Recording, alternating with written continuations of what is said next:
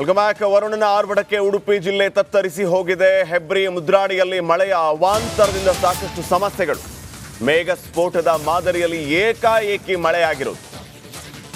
ನೆರೆಯಲ್ಲಿ ಕೊಚ್ಚಿ ಹೋಗಿದ್ದ ವೃದ್ಧೆಯ ಶವ ಪತ್ತೆಯಾಗಿದೆ. ವೃದ್ಧೆ ಚಂದ್ರ ಗೌಡ್ತಿ ಅನ್ನೋರ ದೇಹ ಪತ್ತೆಯಾಗಿರೋದು.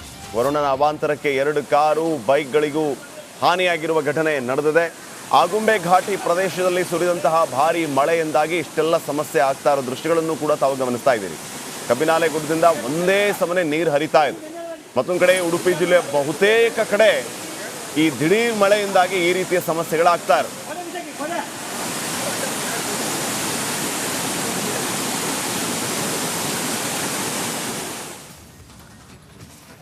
ಮಾಜಿ ಶಾಸಕ ಮೊಹಿದ್ದೀನ್ ಬಾವಾ ಅವರ ಸಹೋದರನ ಶವ ಕೊನೆಗೂ ಪತ್ತೆಯಾಗಿದೆ. ಈ ಮಧ್ಯೆ ಮುಮ್ತಾಜ್ ನಾಪತ್ತೆ ಕೇಸ್ಗೆ ಈಗ ಬಿಗ್ ಟ್ವಿಸ್ಟ್ ಸಿಕ್ಕಿದೆ.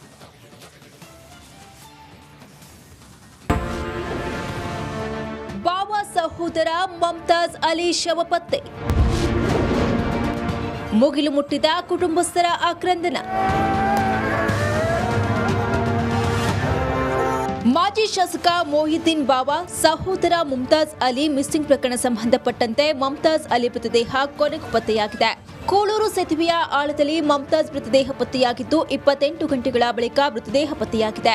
ತಣ್ಣೀರುಬಾವಿ ಈಜುಗಾರರ ತಂಡಕ್ಕೆ ಮೃತದೇಹ ಸಿಕ್ಕಿದ್ದು ಮುಮ್ತಾಜ್ ಮೃತದೇಹವನ್ನ ಮುಳುಗು ತಜ್ಞರು ಹೊರತೆಗೆದಿದ್ದಾರೆ.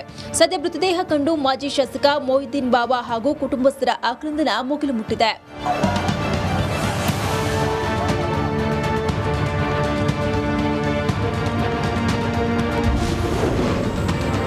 ಬ್ಲಾಕ್ ಮೇಲ್ಗೆ ಹೆದರಿ ಪ್ರಾಣ ಬಿಟ್ಟ ಮುಮ್ತಾಜ್. ಆ ಮಹಿಳೆಯನ್ನ ಬಳಸಿ ಷಡ್ಯಂತ್ರ ಮಾಡಿದ್ಯಾರು? ಮುಮ್ತಾಜ್ ಅಲಿ ಸಾವಿಗೆ ಬಿಗ್ ಟ್ವಿಸ್ಟ್ ಸಿಕ್ಕಿದೆ. ಈ ಪ್ರಕರಣದಲ್ಲಿ ಮಹಿಳೆಯ ಕೈವಾಡವಿದೆ ಎನ್ನಲಾಗ್ತಿದೆ. ಮದುವೆಯಾಗುವಂತೆ ಮಹಿಳೆ ಬ್ಲಾಕ್ ಮೇಲ್ ಮಾಡ್ತಿದ್ಲು. ಅದಕ್ಕೆ ಸೂರತ್ಕಲ್ನ 4 ಸಹಕಾರವನ್ನ ನೀಡಿದ್ರು ಎನ್ನಲಾಗ್ತಿದೆ. ಈ ಬಗ್ಗೆ ಮುಮ್ತಾಜ್ ಅಲಿ ಸಹೋದರ ಹೈದರ್ ಮಂಗಳೂರಿನ ಕಾವೂರು ಪೊಲೀಸ್ ಸ್ಟೇಷನ್ನಲ್ಲಿ ಮಹಿಳೆ ರಹಮತ್, ಅಬ್ದುಲ್ ಸತ್ತಾರ್, ಶಫಿ, ಮುಸ್ತಾಫ್, ಶೋಯಬ್ ಹಾಗೂ ಸಿರಾಜ್ ವಿರುದ್ಧ ಎಫ್ಐಆರ್ ಅನ್ನ ದಾಖಲಿಸಿದ್ದಾರೆ.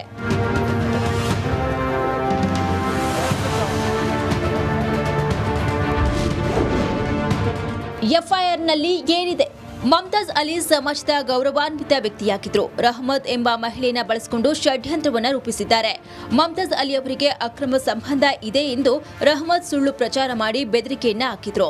2024ರ ಜುಲೈನಿಂದ ಈವರೆಗೆ ಮುಮ್ತಾಜ್ ಅಲಿ ಅವರಿಂದ 50 ಲಕ್ಷ ರೂಪಾಯಿ ವಸೂಲಿಯನ್ನ ಮಾಡಿದ್ದಾರೆ. 25 ಲಕ್ಷ ರೂಪಾಯಿ ಹಣವನ್ನ ಮಹಿಳೆ ಚೆಕ್ ಮೂಲಕ ಪಡೆದಿದ್ದಾಳೆ. ಸತ್ತರ್ ಎಂಬಾತ ಮುಮ್ತಾಜ್ ಅಲಿಯ ರಾಜಕೀಯ ವಿರೋಧಿಯಾಗಿದ್ದಾನೆ. ಅಕ್ರಮ ಸಂಬಂಧ ಇದೆ ಎಂದು ಇವರು ನಿರಂತರ ಬ್ಲಾಕ್ ಮೇಲ್ ಮಾಡಿದ್ರು. ಜೀವ ಬೆದರಿಕೆ ಜೊತೆಗೆ ಮುಮ್ತಾಜ್ ಅಲಿ ಕುಟುಂಬಕ್ಕೂ ಬೆದರಿಸಿದ್ರು. ಹೀಗಾಗಿಯೇ ಸಹೋದರ ಮುಮ್ತಾಜ್ ಅಲಿ ಮೆಸೇಜ್ ಹಾಕಿ ಆತ್ಮಹತ್ಯೆಯನ್ನ ಮಾಡಿಕೊಂಡಿದ್ದಾರೆ. ಇವತ್ತು ಪೊಲೀಸರು ನಿಷ್ಪಕ್ಷಪಾತ ಒಂದು ತನಿಖೆಯನ್ನು ಮಾಡಿ ಯಾರು ಎಸ್ಕೇಪ್ಸೊಂಡಾಗಿದ್ದಾರೆ ಇದನ್ನು ಮಾಡಲಿಕ್ಕೆ ಯಾವ ರೀತಿಯಲ್ಲಿ ಅವರು ಕಾರಣಕರ್ತರಾಗಿದ್ದಾರೆ ಅವರನ್ನು ಮಾಡಿಕೊಂಡು ಅವರಿಗೆ ಗರಿಷ್ಠ ಶಿಕ್ಷೆಯನ್ನು ಕೊಡಿಸುವಂಥ ವ್ಯವಸ್ಥೆಯನ್ನು ಮಾಡಬೇಕು ಅಂತ ಹೇಳಿದ್ರೆ ನನ್ನ ಒಂದು ಮನವಿ ಸರ್. ಅದು ನನಗೆ ಗೊತ್ತಿಲ್ಲ. ನೀವು ಎಫ್ಐಆರ್ ಅದರಲ್ಲಿ ಏನೆಲ್ಲ ಉಂಟು ಅಂತೇಳಿ ಅವ್ರು ಸತ್ಯ ನಿಮಗೆ ಬರ್ಬೋದು. ಅದು ಯಾವ ರೀತಿಯಲ್ಲಿ ಇತ್ತೀಚಿನ ದಿನಗಳಲ್ಲಿ ನಡೀತಾ ಇದೆ ಅವರನ್ನೊಂದು ಮಾಡಿಸ್ಕೊಂಡು ಪಾಪ ಮರ್ಯಾದೆಗಾಗಿ ಅವರು ಯಾವ ರೀತಿಯಲ್ಲೂ ಮಾಡಲಿಕ್ಕೊಂಡು ನ್ಯಾಯವನ್ನು ಸಿಗುವ ಅಂತೇಳಿ ನೆಲೆ ಮಾಡಿದರು. ಬಟ್ ಆ ಅನ್ಯಾಯ ಮಾಡಿದಂತಹ ಶಕ್ತಿಗಳಿಗೆ ತಕ್ಕ ಶಿಕ್ಷೆ ಆಗಬೇಕು ಅಂತ ಸದ್ಯ ಪೊಲೀಸರು ಆರೋಪಿಗಳನ್ನ ವಶಕ್ಕೆ ಪಡೆದಿದ್ದಾರೆ. ಇನ್ನುಳಿದವರಿಗಾಗಿ ತಲಾಶ್ ಮುಂದುವರೆದಿದ್ದು ತನಿಖೆಯ ಬಳಿಕ ಸತ್ಯಾಂಶ ಹೊರಬರಲಿದೆ. ಕ್ಯಾಮರಾ ಪರ್ಸನ್ ದಿವಾಕರ್ ಪದ್ಮುಂಜ ಜೊತೆ ದಿನೇಶ್ ಕಾಶಿಪಟ್ಲ, ರಿಪಬ್ಲಿಕ್ ಕನ್ನಡ, ಮಂಗಳೂರು. ಸತೀಶ್ ಜಾರಕಿಹೊಳಿಯನ್ನ ಬಿಜೆಪಿ ರಾಜ್ಯಾಧ್ಯಕ್ಷ BY ವಿಜೇಂದ್ರ ಭೇಟಿಯಾಗಿದ್ದಾರೆ. ಬೆಂಗಳೂರಿನ ಶಿವಾನಂದ ಸರ್ಕಲ್ ಬಳಿಯ ಸರ್ಕಾರಿ ನಿವಾಸಕ್ಕೆ ವಿಜೇಂದ್ರ ಭೇಟಿ ಕೊಟ್ಟಿದ್ದು ರಾಜ್ಯ ರಾಜಕಾರಣದಲ್ಲಿ ಇಬ್ಬರ ಭೇಟಿ ವಿಚಾರ ಸಾಕಷ್ಟು ಕುತೂಹಲಕ್ಕೆ ಕಾರಣ ಆಗಿದೆ.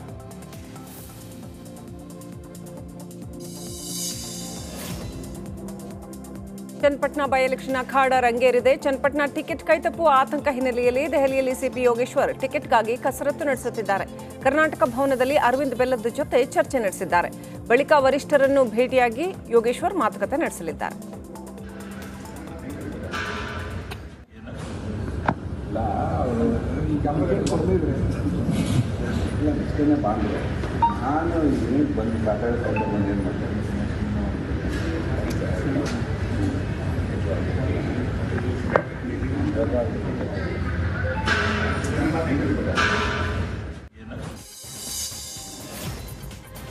ಸಿಎಂ ಸಿದ್ದರಾಮಯ್ಯ ಅವರಿಗೆ ಮೂಡಾ ಸೈಟ್ ಸಂಕಟ ಎದುರಾಗಿದೆ. ಇತ್ತ ಗೃಹ ಸಚಿವ ಡಾಕ್ಟರ್ ಜಿ ಪರಮೇಶ್ವರ್ ದೇವಿಯ ಮೊರೆ ಹೋಗಿದ್ದಾರೆ. ಸಿಎಂ ಕುರ್ಚಿಗೆ ದಸರಾ ನೆಪದಲ್ಲಿ ನಿತ್ಯವೂ ಪರಮೇಶ್ವರ್ ದೇವಿಯ ಪೂಜೆಯನ್ನ ಮಾಡ್ತಾ ಇದ್ದಾರೆ.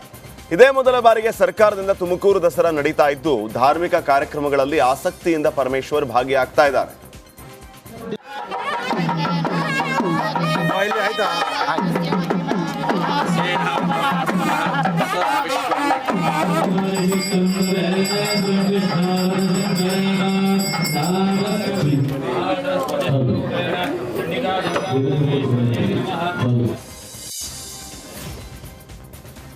ಬಳ್ಳಾರಿ ಜೈಲಿಗೆ ದರ್ಶನ್ ಪತ್ನಿ ವಿಜಯಲಕ್ಷ್ಮಿ ಆಗಮಿಸಿದ್ದಾರೆ. ದರ್ಶನ್ ಭೇಟಿಯಾಗಿ ಪತ್ನಿ ವಿಜಯಲಕ್ಷ್ಮಿ ದರ್ಶನ್ ಅವರ ಆರೋಗ್ಯ ವಿಚಾರಿಸಿದ್ದಾರೆ. ವಿಜಯಲಕ್ಷ್ಮಿ ಆಪ್ತರಾದ ಅನುಷಾ ಶೆಟ್ಟಿ, ಗ್ರೇಸ್ ಮರ್ಸಿ, ಸುಶಾಂತ್ ನಾಯ್ಡು, ರೋಹಿತ್ ಸೇರಿದಂತೆ ಇನ್ನೊಬ್ಬ ವ್ಯಕ್ತಿ ಕೂಡ ಆಗಮಿಸಿದ್ದಾರೆ. ಒಟ್ಟು 6 ಜನ ಇವತ್ತು ದರ್ಶನ್ ಭೇಟಿಯಾಗಿದ್ದಾರೆ. ರೇಣುಕಸ್ವಾಮಿ ಕೊಲೆ ಕೇಸಲ್ಲಿ ದರ್ಶನ್ ಆ್ಯಂಡ್ ಗ್ಯಾಂಗ್ ಜೈಲ್ ಸೇರಿಯಾಗಿದೆ. ನಾಳೆ ಮತ್ತೆ ದರ್ಶನ್ ಜಾಮೀನು ಅರ್ಜಿ ವಿಚಾರಣೆ ನಡೆಯಲಿಕ್ಕಿದೆ. ಜಾಮೀನಿಗಾಗಿ ದಾಸನ ಪರವಾಗಿ ಸಿವಿ ನಾಗೇಶ್ ಬೇಲ್ಗಾಗಿ ಪ್ರಬಲ ವಾದವನ್ನ ಮಂಡಿಸಿದ್ದಾರೆ. ಆದರೆ ಇದಕ್ಕೆ ಬ್ರೇಕ್ ಹಾಕೋದಕ್ಕೆ ಎಸ್ಪಿಪಿ ಸಜ್ಜಾಗಿದ್ದಾರೆ.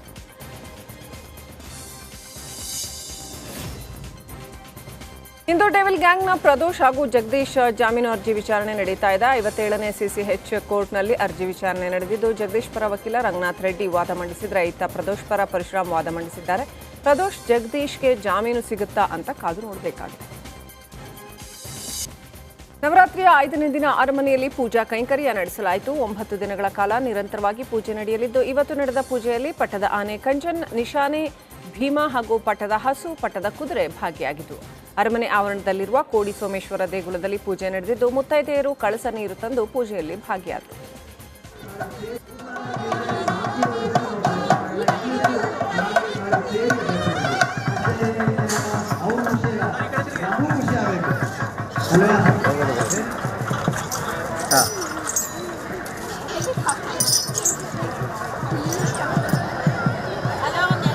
ಇನ್ನಷ್ಟು ಮೇಲೆ ಚಾಚಿ, ಇನ್ನಷ್ಟು ಕೂತ್ಕೊಳ್ಳಿ. ವಿಶ್ವವಿಖ್ಯಾತ ನಾಡಹಬ್ಬ ದಸರಾದಲ್ಲಿ ರೈತರಿಗೆ ಉತ್ತೇಜನ ನೀಡುವ ಸಲುವಾಗಿ ರೈತ ದಸರಾ ಸಮಿತಿಯಿಂದ ಹಾಲು ಕರೆಯುವ ಸ್ಪರ್ಧೆಯನ್ನು ಆಯೋಜನೆ ಮಾಡಲಾಗಿತ್ತು. ಜಿಕೆ ಮೈದಾನದಲ್ಲಿ ನಡೆದಂತಹ ಸ್ಪರ್ಧೆಯಲ್ಲಿ 7 ಮಂದಿ ಭಾಗಿಯಾಗಿದ್ದರು. ಬೆಳಗ್ಗೆ 20 ನಿಮಿಷ, ಸಂಜೆ ಮತ್ತೆ 20 ನಿಮಿಷಗಳ ಅವಧಿಯಲ್ಲಿ ಹೆಚ್ಚು ಹಾಲು ಕರೆದ ಸ್ಪರ್ಧಿಗಳಿಗೆ ನಗದು ಹಾಗೂ ಆಕರ್ಷಕ ಟ್ರೋಫಿ ನೀಡಲಾಗುತ್ತೆ.